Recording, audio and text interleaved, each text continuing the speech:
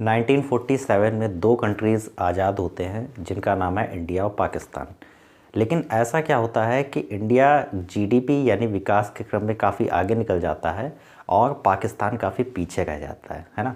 इस चीज़ को आज हम समझते हैं और ये इस टॉपिक को मैंने इसलिए लिया है क्योंकि आपने देखा होगा कि मेन स्ट्रीम मीडिया में इंडिया पाकिस्तान को लेकर बहुत सारी न्यूज़ कवर की जाती है और ज़्यादातर आपको मेन स्ट्रीम मीडिया में एक चीज़ देखने को मिलती है, वो है हिंदू मुसलमान। देखिए ज़्यादातर सांप्रदायिकता की न्यूज़ जो है इंडिया पाकिस्तान को लेके ज़्यादा आती है, लेकिन मेरा मकसद ये है कि मैं आपको कुछ रियल बातें बताऊं जो रियल लाइफ से जुड़ी हुई हैं, है ना। चलिए शुरू करते हैं। इंडिया पाकिस्तान स्टोरी लाइन मैंने लिख रखा है, ये आज का हमारा टॉपिक है जैसा आप देख सकते हैं। हम सबसे पहले बात कर लेते हैं इंडिया के बारे में। 1947 में ही इंडिया और पाकिस्तान ये दोनों कंट्रीज़ हमारे आज़ाद होते हैं। अब बात करते हैं इंडिया के बारे में। इंडिया में जब 1947 के बाद जब हम आज़ादी के इतिहास को हम देखते हैं तो हम इंडिया जो था ना, उसने इस चीज़ के ऊपर सबसे ज़्यादा फोकस किया। इस चीज़ को हम सेकुलरिज्म कहते हैं। अब ये वर्ड अपने आप में बहुत इम्पॉर्टेंट है। देखिए सेकुलरिज्म का इतना मतलब होता है कि जो कंट्री है यानी जो स्टेट है उसका अपना कोई रिलीजन नहीं है, यानी उस स्टेट या कंट्री में रहने वाले जो लोग हैं वो उनकी इच्छा पे डिपेंड करता है कि आप किसी की पूजा करना चाहते हैं आप पूजा करिए, आप मस्जिद जाना चाहते हैं मस्जिद जाइए, आप गिरजाघर जाना चाहते हैं आप गिरजाघर जाइए। ये आपका मैटर ऑफ चॉइस का मामला है, इसमें कंट्री यानी स्टेट को इंटरफेयर नहीं करेगा, है ना। ये सबसे इम्पॉर्टेंट बात होती है सेकुलरिज्म की, है ना। अब इंडिया में हमारे सेकुलरिज्म को फॉलो किया गया, जो कि सबसे अच्छी भी बात रही। अब सेकुलरिज्म को किन किन कंट्रीज़ ने फॉलो किया है, देखिए एक चीज़ आप समझिए, पूरी दुनिया में जो भी वर्ल्ड पावर है, जो सबसे पावरफुल कंट्रीज़ हैं, जब आप उनके बारे में इमेजिन करते हैं तो आपको क्या नाम आपके दिमाग में सबसे पहले आते हैं। देखिए मैं आपको बताता हूँ, आपके दिमाग में सबसे पहला जो नाम आएगा वो सबसे पहला नाम आएगा आपका नंबर 1 है USA, United state of America, है ना। सब जानते हैं उसका कितना डोमिनेंस है, उसके डॉलर का कितना प्रभाव रहता है। सेकंड नंबर पे जब आप इमेजिन करेंगे तो सेकंड नंबर पे आपका आता है रशिया, है ना। रूस भी बहुत ही पावरफुल कंट्रीज़ है ना। और थर्ड नंबर पे जब आप एशिया में देखेंगे तो एक कंट्री जो काफ़ी तेज़ी से सुपर पावर की तरफ बढ़ रहा है उसका नाम है चाइना। माफ़ कीजिएगा मेरी राइटिंग थोड़ी सी अच्छी नहीं है। चाइना, अमेरिका, रशिया और चाइना, इन तीनों ही कंट्रीज़ के बारे में जब आप सोचते हैं तो ये तीनों ही कंट्रीज़ जो हैं, ये तीनों ही कंट्रीज़ आपको सेकुलरिज्म को फॉलो करते हैं। यानी इन तीनों कंट्रीज़ की आप कभी भी न्यूज़ को उठा के देखेंगे, आप मेन स्ट्रीम पॉलिटिक्स को अगर आप देखेंगे तो आपको कभी इनमें से कोई भी कंट्री ये क्लेम करते हुए नहीं दिखेगा कि वो किसी रिलीजन को फॉलो करता है या वो कोई धार्मिक राष्ट्र बनाने का दावा करता है ना। ये इन कंट्रीज़ की सबसे खासियत है। और सेकुलरिज्म का सबसे अच्छा एग्जाम्पल है, जो भी देश सेकुलरिज्म को फॉलो कर रहे हैं वो आज वर्ल्ड पावर की रेस में है। यूएसए का एग्जांपल है, रशिया का एग्जांपल है, चाइना का एग्जांपल है, और एक एग्जांपल और आप समझ सकते हैं, चौथा है जापान। इन चारों ही कंट्रीज़ का कोई भी अपना रिलीजन नहीं है, यानी इसका मतलब ये है कि ये धार्मिक राष्ट्र होने का दावा नहीं करते हैं। ये इनकी सबसे बड़ी खासियत की बात है ना। अब आते हैं दूसरे साइड पे पाकिस्तान के ऊपर, है ना। पाकिस्तान के ऊपर जब 1947 में जब ये आज़ाद हुए, अच्छा पाकिस्तान की आज़ादी के बारे में हम बात करेंगे, उससे पहले हम ये जान लेते हैं कि पाकिस्तान की आज़ादी की जब भी बात होगी तो उसमें मोहम्मद अली जिन्ना का नाम सबसे पहले आएगा। देखिए मोहम्मद अली जिन्ना बहुत ही टैलेंटेड आदमी थे। अब आप सोचेंगे मैं उन्हें टैलेंटेड क्यों कह रहा हूँ, बताता हूँ आपको। 1920 तक मोहम्मद अली जिन्ना वैसे नहीं थे जैसे आपको दिख रहे थे 1940 में। 1920 तक मोहम्मद अली जिन्ना एक ऐसा व्यक्ति जो रात दिन हिंदू मुस्लिम एकता की बात करता था। रात दिन वो हिंदू मुस्लिम हिमाकत करते थे, उसकी एकता की बात करते थे। लेकिन 1940 आते आते अचानक उनके मन में ऐसा क्या आ गया कि वो लगातार विभाजनकारी बातें कर रहे थे और हिंदू मुस्लिम में विवाद पैदा करने की कोशिश कर रहे थे। हालांकि ये चीज़ें दोनों तरफ से हो गई थी, लेकिन अगर आप पाकिस्तान की तरफ से अगर आप देखेंगे तो मोहम्मद अली जिन्ना उसमें पहले ऐसे व्यक्ति थे जिन्होंने इस चीज उनकी मतलब इंडिया के विभाजन पे सबसे ज़्यादा जोर दिया था, है ना। और उनके विभाजन पे जो उन्होंने जोर दिया, देखिए उन्होंने सारा काम किया था ये राज सत्ता पाने के लिए। और जब आप उनकी व्यक्तिगत ज़िंदगी को देखेंगे तो व्यक्तिगत ज़िंदगी में वो वैसे बिल्कुल नहीं थे जैसा उन्होंने राज सत्ता को पाने के लिए किया था। अब बताता हूँ मैं आपको ऐसा क्यों कह रहा हूँ। देखिए 1947 में जब उन्होंने पाकिस्तान को आज़ाद करवा लिया तो उन्होंने अपने सबसे पहले स्पीच में ये भाषण दिया था कि हमने पाकिस्तान की स्थापना एक धार्मिक राष्ट्र के तौर पे की तो है, लेकिन धर्म के आधार पर उसका बढ़ना पूरी तरीके से घातक साबित होगा। लेकिन अब जब आपने बीज बो दिया है आपने सांप्रदायिकता का, तो लोग आपकी बातों को उतना फॉलो नहीं करेंगे, है ना। ये सबसे बड़ी दिक्कत आई पाकिस्तान के सामने, और पाकिस्तान एक रिलीजियस कंट्री के तौर पे उभरा। अब रिलीजियस कंट्री के तौर पे उभरना, देखिए मैं आपको एक एग्जांपल देता हूँ, एग्जांपल से चीज़ें ज़्यादा बेहतर तरीके से समझ में आती हैं। आप पूरी दुनिया में कोई भी ऐसा कंट्री आप इमेजिन करिए या आपके दिमाग में आ रहा हो जो कि अपने आप को रिलीजियस कंट्री यानी धार्मिक राष्ट्र होने का दावा करता हो और वर्ल्ड पावर हो। वो जो हमारे वेस्टर्न कंट्रीज़ हैं उनको टेक्नोलॉजी में उनको टक्कर देगा हो, जीडीपी के मामले में उनको टक्कर देगा हो, या अपनी एयरफोर्स मिलिट्री में इतना स्ट्रांग हो, तो आपको कोई भी ऐसा कंट्री नहीं मिलेगा। इनफैक्ट मैं आपको एक और एग्जांपल देता हूँ। कोई भी ऐसा कंट्री जो अपने आप को धार्मिक राष्ट्र होने का दावा करता है और जिन भी कंट्रीज़ के नाम के आगे तान लगा हुआ है, ठीक है, इस तान वर्ड पे आप फोकस करिए, वो लगभग सबके सब बर्बाद हैं, ठीक है। मतलब उनमें ग्रोथ उस तरीके की नहीं है, उनमें डेवलपमेंट उस तरीके का नहीं है, वहाँ रूढ़िता ज़्यादा है, कट्टरपंथ ज़्यादा है। और पूरी दुनिया में कहीं भी अगर कट्टरपंथ आएगा तो सबसे ज़्यादा वो विकास में बाधक होता है। वहाँ साइंस डेवलपमेंट और जो टेक्नोलॉजी है उसका दूर दूर तक कोई लेना देना नहीं होता है। कहने का मतलब ये है वहाँ पे विकास बाधक होता है। पहला आपके मन में सबसे पहला एग्जांपल तो यही आ जाएगा कि तान जो है पाकिस्तान के नाम में ही लगा हुआ है, ठीक है। फिर और भी आपको मिडिल ईस्ट के आपको कई कंट्रीज़ के नाम बता दूँ, जैसे तुर्कमेनिस्तान है, अफ़गानिस्तान है। अफ़गानिस्तान में आप जानते हैं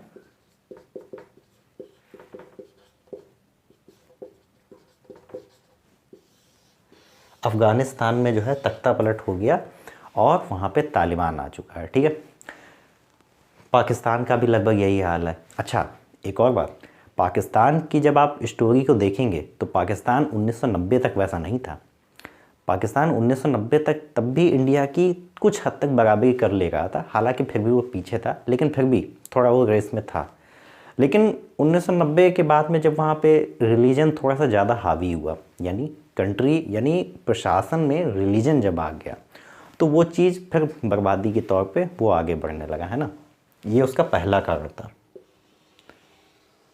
देखिए रिलीजन एक ऐसी चीज़ होती है ना, ये आपकी व्यक्तिगत ज़िंदगी का हिस्सा होता है ना। आपको जो करना है करिए, आपकी जो इच्छा है वो करिए, कोई आपको रोकेगा टोकेगा नहीं, है ना। ये सबसे इम्पोर्टेंट बात होती है। लेकिन जब भी आप कंट्री में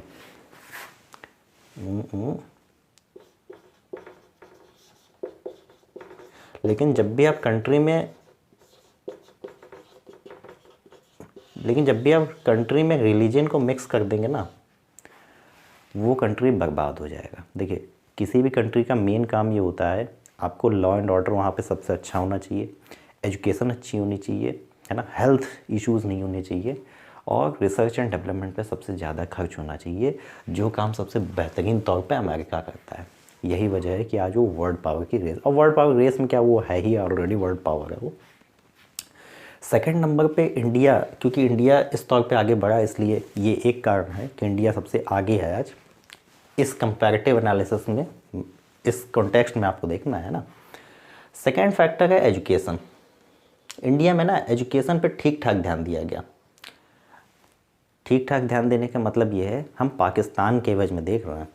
देखिए इंडिया में जब 1947 में इंडिया आज़ाद हुआ तो हमारे यहाँ आप जानते हैं इंडियन इंस्टीट्यूट ऑफ टेक्नोलॉजी यानी आईआईटी बना, आईआईएम बना, ठीक है, तमाम तरीके के डैम्स बने और कई तरीके की फैक्ट्रियाँ स्थापित की गई, है ना, कई सारे प्लांट्स लगाए गए और यूपीएससी जैसी संस्थाएं अस्तित्व में आई। तो हमारे यहाँ एजुकेशन पे काफ़ी अच्छा ध्यान दिया गया पाकिस्तान के कंपैरिजन में। लेकिन पाकिस्तान में इन चीज़ों पे इतना ध्यान नहीं दिया गया। पाकिस्तान में इन चीज़ों पे इसलिए ध्यान इतना नहीं दे पाए क्योंकि वहाँ पे कट्टरपंथ ज़्यादा हावी हो गया था। सबसे ज़्यादा एक सेकंड रीज़न, मेन रीज़न ये भी है कि पाकिस्तान एज ए जीडीपी और एक मतलब पीस के तौर पे अगर आप देखेंगे, जहाँ आप शांति की आप कल्पना करते हैं, उस तौर पे पाकिस्तान इस तरीके से अच्छा नहीं उभर पाया।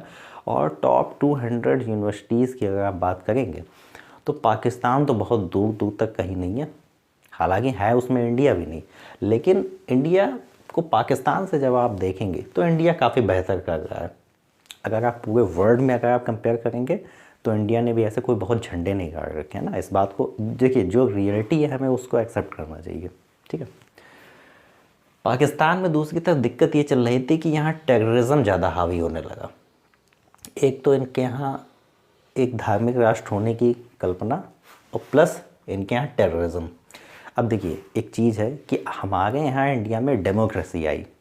अब डेमोक्रेसी में क्योंकि इलेक्टेड गवर्नमेंट होती है और उसको पीपल चुनते हैं, यानी जनता चुनती है, ठीक है। चुन तो यहाँ भी जनता गई थी, लेकिन यहाँ पे लगातार सैन्य तख्तापलट होते रहे। जब किसी कंट्री में लगातार सैन्य तख्तापलट होते रहेंगे तो वहाँ पे फिर जो पॉलिसीज़ बनाती है कोई भी गवर्नमेंट, उनके इम्प्लीमेंटेशन में जो है ना फिर दिक्कतें आने लगती हैं, उसमें बाधा आने लगती है। ये सेकंड सबसे बड़ी दिक्कत होने लगी। टेररिज्म भी हो गया और फिर वहाँ पे डेमोक्रेसी उस तरीके से सिर्फ नाम की रह गई। इंडिया में फिर भी काफ़ी अच्छी है, वहाँ सिर्फ नाम की रह गई। ये दूसरी सबसे बड़ी दिक्कत थी। अगर आप डेमोक्रेसी को और टेररिज्म इन दोनों को देखेंगे तो इंडिया इस चीज़ में काफ़ी अच्छा कर रहा था, जिसको मैंने यहाँ पे स्टेबल गवर्नमेंट के तौर पे लिख रखा है। इंडिया में जितनी भी गवर्नमेंट रही लगभग स्टेबल रही हैं, उनमें कभी भी सैन्य तख्तापलट जैसी कोई खबर नहीं आई। ये तीसरी सबसे बड़ी खास बात थी। ये चौथा फैक्ट है एफडीआई को लेके। एफडीआई का मतलब होता है फॉरेन डायरेक्ट इन्वेस्टमेंट। अब देखिए, 1980 का जो दौर की जब हम बात करते हैं तो उस समय तक इंडिया के ऊपर भी कर्ज बहुत ज़्यादा बढ़ रहा था और हमारे यहाँ जो इकोनॉमी थी ना वो हमारी खुली नहीं हुई थी, यानी हमारी बंद इकोनॉमी थी। उसमें रेड टेपिज्म बहुत था, यानी लाल फीता शाही जिसको हिंदी में कहा जाता है। इसका मतलब ये होता है कि आपको फैक्ट्री सेटअप करनी है, बहुत सारी चीज़ों के लिए लाइसेंस लेने हैं, तो वहाँ ना बहुत सारे दिक्कतों का हमें सामना करना पड़ता था। सरकारी प्रक्रिया स्लो होती थी, बहुत सारी दिक्कतें होती थी। तो 1990 आते आते उस टाइम पे नरसिम्हा राव की सरकार थी और हमारे आदरणीय प्रधानमंत्री मनमोहन सिंह जी उस समय वित्त मंत्री थे, यानी फाइनेंस मिनिस्टर थे। और देश की हालत उस समय काफ़ी ज़्यादा ख़राब हो गई थी। और अगर आपको याद हो उस टाइम पे तो 300 करोड़ का सोना, लगभग 60 टन सोना गिरवी रखा गया बैंक ऑफ इंग्लैंड के पास में और उसके बदले 300 करोड़ रुपए लाए गए। ये हालत आ गई थी कि इंडिया के पास सिर्फ एक हफ्ते का ही या 2 हफ्ते का ही इंपोर्ट करने, यानी सामान को आयात करने का पैसा बचा हुआ था। और उस टाइम पे आईएमएफ यानी इंटरनेशनल मॉनेटरी फंड जो लोन देता है, उसने भी हमें लोन देने से मना कर दिया। वर्ल्ड बैंक भी हमें लोन देने को तैयार नहीं थी और हमारे ऊपर कर्ज काफ़ी ज़्यादा हो गया था। तो फिर उसके टाइम पे मनमोहन सिंह ने इसकी कमान संभाली और 1991 के टाइम पे अगर आपको याद होगा तो 1991 के टाइम पे एलपीजी रिफॉर्म आए। एलपीजी रिफॉर्म का मतलब ये है लिबरलाइजेशन, प्राइवेटाइजेशन और ग्लोबलाइजेशन, यानी वैश्वीकरण। वैश्वीकरण का मतलब ये है जो economy Indian I for India, जो इकोनॉमी अभी तक खुली हुई थी उसको ओपन कर दिया गया और लोन हमें इस शर्त पे दिया गया कि आप अपनी इकोनॉमी को खोलेंगे, प्राइवेट इन्वेस्टमेंट को आप बढ़ाएंगे, है ना, इन सब चीज़ों को हम करेंगे, तब जो है आपको लोन दिया जाएगा, कर्ज दिया जाएगा, ठीक है। तो जब ये सारी प्रक्रिया हुई तो इस में एफडीआई हमारे यहाँ अच्छा आया, यानी फॉरेन डायरेक्ट इन्वेस्टमेंट, है ना। तो जब विदेशी निवेशक इंडिया में तेज़ी से आए, यहाँ के इंडिया में इन्वेस्ट किया, तो क्या इंडिया की जो ग्रोथ है ना, यानी इंडिया की जो जीडीपी है, जीडीपी ग्रॉस डोमेस्टिक प्रोडक्शन, इसमें विस्तार हुआ, इंडिया में डेवलपमेंट आया, है ना, बहुत सारी चीज़ें हुई। लेकिन पाकिस्तान के साथ में यहाँ कहानी दूसरी ही चल रही थी। यहाँ पे लो एफडीआई रहा, यहाँ पे टेररिज्म ज़्यादा रहा, और भी बहुत सारी दिक्कतें थी, टेक्नोलॉजी पे उतना ध्यान नहीं दे रहे थे, जिसकी वजह से अच्छा एक और मैं आपसे एक सवाल पूछता हूँ, आप किसी भी ऐसी जगह पे आप अपना पैसा इन्वेस्ट नहीं करेंगे या आप अपने बिजनेसेस को इस्टेब्लिश नहीं करना चाहेंगे जहाँ पे बहुत ज़्यादा टेररिज्म हो, जहाँ पे आतंकवादी गतिविधियाँ बहुत ज़्यादा हों और कंट्रीज़ में ग्रोथ की अपॉर्चुनिटी ना हो। देखिए, पाकिस्तान को ग्रोथ के लिए नहीं जाना जाता है, टेररिज्म के लिए ज़रूर जाना जाता है। तो एफडीआई वहाँ पे कभी आया नहीं उस तरीके से। अब जब एफडीआई आया नहीं, विदेशी पैसा आया नहीं, तो बिना पैसे के तो आप ग्रोथ की कल्पना आप नहीं कर सकते हैं। तो एक दिक्कत ये भी पाकिस्तान के साथ में रही कि उनके साथ में ये चीज़ें दिक्कतें सबसे ज़्यादा रही हैं। अच्छा, टेक्नोलॉजी के क्षेत्र में भी इंडिया ने काफ़ी अच्छा काम किया है, खासकर अगर आप टेक्नोलॉजी सेक्टर में आप देखेंगे। टेक्नोलॉजी सेक्टर में जैसे हमारी टीसीएस है, इन्फोसिस है, विप्रो है ना, टेक महिंद्रा है, ऐसी बहुत सारी टेक कंपनीज़ आई और टेक्नोलॉजी के क्षेत्र में। और ओवरऑल अगर आप एजुकेशन के तौर पर अगर आप देखेंगे इंडिया को, तो इंडिया ने काफ़ी बेहतर काम किया था। तो इस चक्कर में क्या हुआ, अगर अच्छा आपको इस समय की अगर आप करंट सिचुएशन को अगर मैं आपको बताऊं तो टोटल आईटी सेक्टर जो हमारा है ना, इसका 55% रेवेन्यू जो है अमेरिका से आता है, यानी यूनाइटेड स्टेट ऑफ अमेरिका से आता है, जिसको जो H1B वीज़ा के थ्रू आता है। ठीक है, तो हम काफ़ी कुछ जो है हम एक्सपोर्ट भी करते हैं, हम अपनी सर्विसेज को बड़ी मात्रा में एक्सपोर्ट करते हैं। तो हमारे यहाँ जो इंडिया में है ना, आईटी इंडस्ट्री काफ़ी मजबूत है। अच्छा, एग्रीकल्चरल लेवल पे भी हम ज़्यादा मजबूत हैं पाकिस्तान से। तो हम पाकिस्तान से एग्रीकल्चरल लेवल पे हम मजबूत हो गए, जो हमारी बेसिक फूड की रिक्वायरमेंट होती है, हमने उसमें काफ़ी अच्छा काम किया।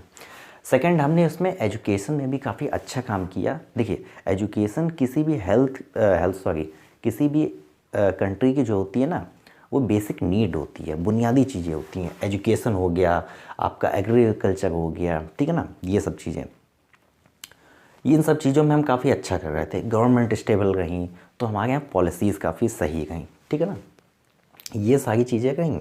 अच्छा, एक चीज़ मैं आपको और बताता हूँ, जो हमारे लेजेंडरी भगत सिंह रहे थे, भगत सिंह भी जो हैं, उन्होंने एक किताब लिखी थी, इसका नाम था मैं नास्तिक क्यों हूँ।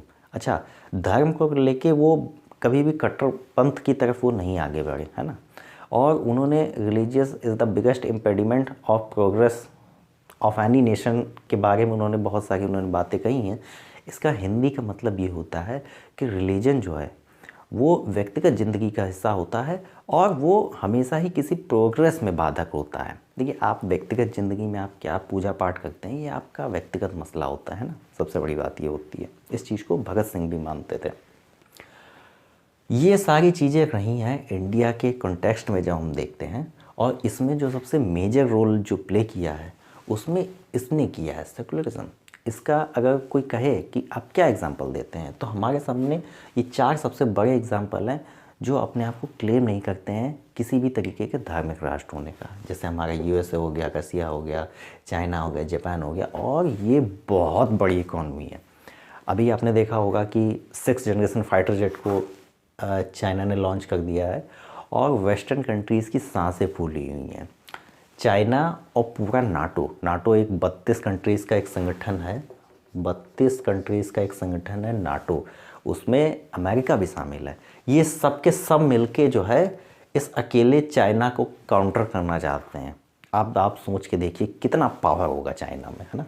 और उसने बहुत ही बिलियंस ऑफ डॉलर चाइना ने अपनी एजुकेशन, रिसर्च एंड डेवलपमेंट पे खर्च किया, जिसका आज नतीजा दिख रहा है ना। ये सारी चीज़ें हैं। जब आप इंडिया और पाकिस्तान की ग्रोथ स्टोरी को हम देखते हैं, तो हमें सबसे ज़्यादा जो इम्पोर्टेंट चीज़ें हैं ना, ये 5 ऐसी चीज़ें इंडिया के फेवर में दिखती हैं, जिसने इंडिया को इतना महान बनाया, जिस वजह से आज हम यहाँ खड़े हैं, जिस वजह से हमारे यहाँ इतना FDI आया, जिस वजह से हमारे यहाँ IT सेक्टर में इतना हम बढ़िया काम कर पा रहे हैं। हमारे यहाँ TCS, विप्रो, इन्फोसिस, टेक महिंद्रा जैसी कंपनियाँ हैं। ये तो हो गई 1947 से, यहाँ पे लिख देता हूँ 1947 से, और आप अभी तक की, अगर आप अभी तक की जर्नी को देखेंगे ना, तो लगभग यही चल रहा है। हमारा 1971 में इंडो पाक वार भी हुआ और उसमें पाकिस्तान को हमने हरा भी दिया था। बांग्लादेश एक उस समय ईस्ट पाकिस्तान का हिस्सा हुआ करता था और वो हिस्सा टूट गया और वो बांग्लादेश बन गया। ये सारी चीज़ें हम जानते हैं, है ना। सबसे इम्पोर्टेंट बात, हमारी जो ग्रोथ स्टोरी रही है अभी तक की, यानी 1947 से लेके अभी जिस समय मैं ये वीडियो रिकॉर्ड कर रहा हूँ इस समय तक बढ़िया सब सही चल रहा है। लेकिन अभी आप क्या देख रहे हैं ना, मेन स्ट्रीम मीडिया और इंडिया में इस तरीके का माहौल बन रहा है कि उसको एक धार्मिक राष्ट्र बनाने की परिकल्पना की जा रही है। अभी देखिए, इस वीडियो के माध्यम से मैं एक चीज़ क्लियर कर दूं कि कोई पूरी दुनिया में, ये इंडिया स्पेसिफिक बात नहीं है, पूरी दुनिया में जब आप देखेंगे कोई भी कंट्री जहाँ पे रिलीजन जब आप एडमिनिस्ट्रेशन में आ जाता है ना, फिर वो उस कंट्री की बर्बादी की फर्स्ट स्टेज होती है। ऐसा नहीं कि बर्बादी हो जाएगा ऐसा होते ही, लेकिन हाँ उसकी स्टार्ट जब हो जाती है। और इंडियन कॉन्टेक्स्ट में आप देखेंगे जब मेन स्ट्रीम मीडिया को, तो आपको मुर्गा मुर्गी की लड़ाई, आपको हिंदू मुसलमान और ये जो हमारा सांप्रदायिकता है इसका आपको जैग मेन स्ट्रीम मीडिया में बहुत ज़्यादा मिलेगा, है ना। तो इन सब चीज़ों से हमें बचना चाहिए। देखिए, आज हम जो इतना आगे बढ़ पाए हैं वो हम इन सब फैक्टर्स की वजह से बढ़ पाए हैं, है ना। अगर हमने इस चीज़ को फॉलो किया होता पाकिस्तान के तरीके से, तो आज हमारा हाल भी पाकिस्तान या पाकिस्तान से भी बुरा हुआ होता। अब घाटा क्या होता है, इस चीज़ का सबसे बड़ा नुकसान क्या होता है। देखिए, पाकिस्तान हमारे इंडिया का ही एक हिस्सा था। पाकिस्तान पहले तो कोई एग्जिस्टेंस में था नहीं, इंडिया से ही निकला है। तो पाकिस्तान टूटा, वो हमारा ही हिस्सा है, ठीक है। अब जब हमारा एक हिस्सा यानी पाकिस्तान टूट गया, तो जाहिर सी बात है हमारी शक्ति पर भी कहीं ना कहीं एक नेगेटिव इम्पैक्ट पड़ता है। हमारा हिस्सा अगर हमसे अलग हो जाए तो कुछ तो हम पे फ़र्क पड़ेगा, है ना। अब अगर आप करंट जो है आप इंटरनेशनल जियोपॉलिटिकल सिचुएशन को देखेंगे तो आप पाएंगे कि अमेरिका और चाइना ये दोनों पाकिस्तान को एक टूल की तरीके से यूज़ करते हैं अगेंस्ट इंडिया, ठीक है।